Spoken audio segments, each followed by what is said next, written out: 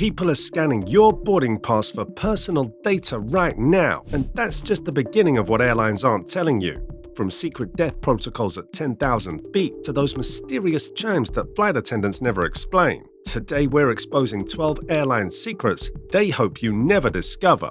That piece of paper sticking out of your passport is a data mine. Most people just see gate numbers and departure times, but that barcode is packed with your personal details. Any random person with a smartphone app could scan your discarded pass and get your full name, where you're heading, and sometimes even your contact info. In some cases, it can even reveal your frequent flyer number or booking reference, which hackers can use to access your airline account. Tossing it in the airport trash can is basically asking for trouble. Do yourself a favor and hang on to it until you can properly shred it, burn it, or at the very least tear it up into tiny pieces. Speaking of tiny, I'm pretty sure that the 4 S letters on your boarding pass don't stand for super small. So, what do they stand for? If you ever spot those 4 S's on your boarding pass, be ready for a fun time. You've been tapped for a secondary security screening, which means preparing for bag emptying and awkward questioning. Sometimes it's completely random, but frequent trips to certain destinations can put you on the list too. Flying one way, paying in cash, or making last-minute bookings can also increase your chances of getting flagged. If you see those letters, you better get to the airport an hour earlier than usual, because the process can be unpredictable. It might be quick, or it could take long enough to make you worry about missing your flight. Either way, patience is key, and keeping your documents organized will make things a little smoother. Talking about surprises at the airport, if you think extra security screening is annoying, wait till you realize your confirmed seat isn't so confirmed after all. Airlines aren't stupid. They know some people will bail on flights, so they sell more tickets than seats. It's just business until everyone shows up. When that happens, the groveling begins. First, they try to bribe. Who wants $400 on a hotel room to fly tomorrow instead? If nobody falls for it, they start sweetening the deal with travel vouchers, meal credits, or even cash. But if volunteers still don't step forward, someone has to get bumped, unfortunately, and the airline decides who stays and who goes. Getting involuntarily bumped means you're entitled to serious compensation, depending on the delay caused. In some cases, you could receive up to 4 times the ticket price in cash. So while it's frustrating, it might just turn into an unexpected payday, only if you know your rights. If you do get bumped from your flight, at least you'll have plenty of time to ponder another great airline mystery. Why do they make such a big deal about airplane mode? Many people assume that failing to switch their phone to airplane mode could cause a serious issue with the plane's systems. In real life, forgetting airplane mode won't crash the plane, but it can still be a problem. When hundreds of phones are searching for a signal at once, they create electromagnetic interference that can mess with the aircraft's communication systems. Pilots and air traffic controllers need clear signals to communicate safely, and that interference isn't helpful.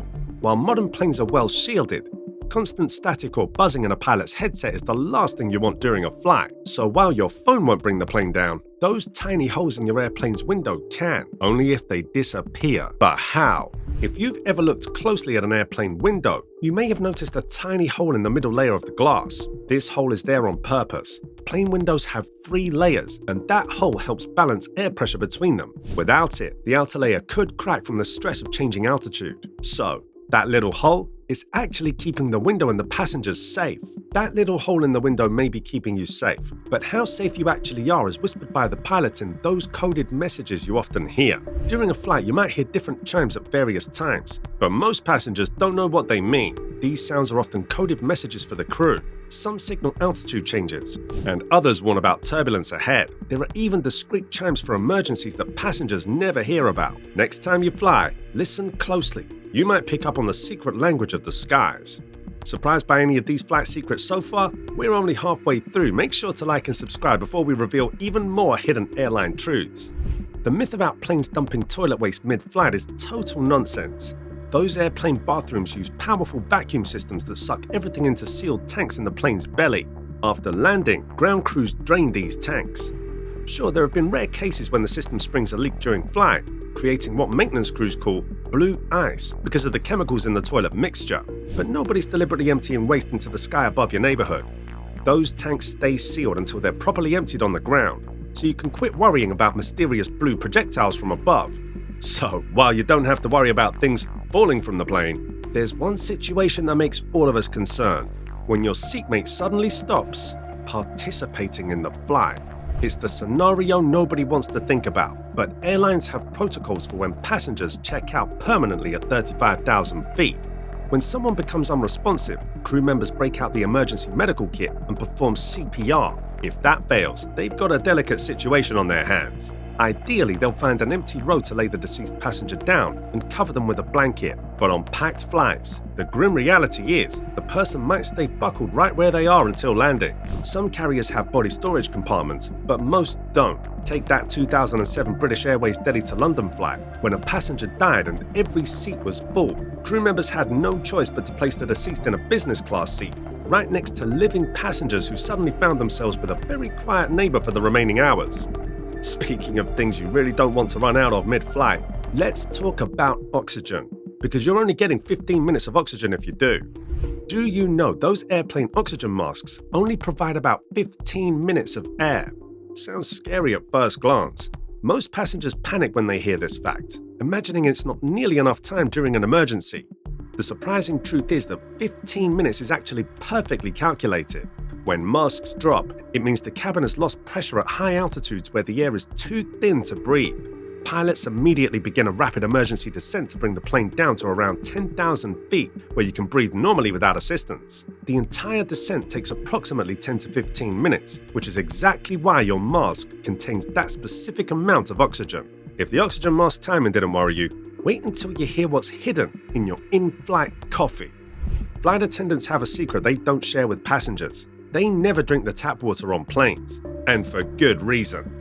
Multiple studies have found nasty bacteria lurking in those onboard water tanks. These tanks rarely get a proper cleaning, and airlines fill them up at airports around the world with wildly different water quality standards. Sure, the coffee and tea water gets boiled, killing some germs, but many crew members avoid even these hot beverages. The tanks can develop slimy biofilms where bacteria multiply, protected from disinfectants. Despite FAA regulations requiring regular testing, violations are common and penalties are small enough that airlines often treat them as a cost of doing business. Your safest bet is to stick with bottled drinks or bring your own water from the terminal after security. But questionable water quality isn't the only behind-the-scenes safety concern on flights. Ever wonder why the cabin lights dim during landing? There's a reason for that too. It's not for mood lighting, and it's certainly not to help you doze off before the captain slams the brakes. It's a safety measure. If something goes wrong and you need to evacuate, your eyes will already be adjusted to the darkness, giving you a better chance of spotting emergency exits. And speaking of decisions that might surprise you, let's talk about how they cut costs on fuel.